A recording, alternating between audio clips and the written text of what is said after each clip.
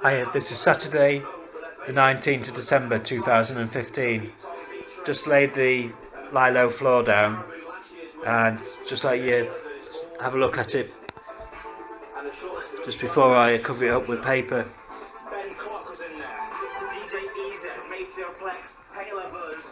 So it's a bit dark, can't really see what's...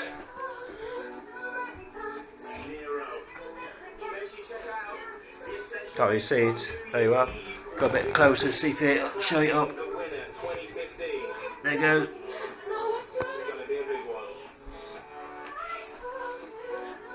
So, it's probably taken me 1, 2, 3, 4, 5, 6, 7, 9 hours to lay this liner down with the underlay, but I've not done any carpeting for a long time and I only got one piece, so just want to make sure it's right first go.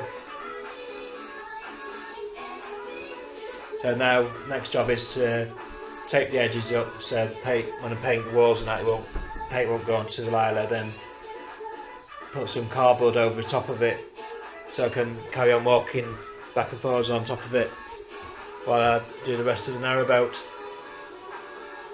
So thank you for watching the video and catch you next time.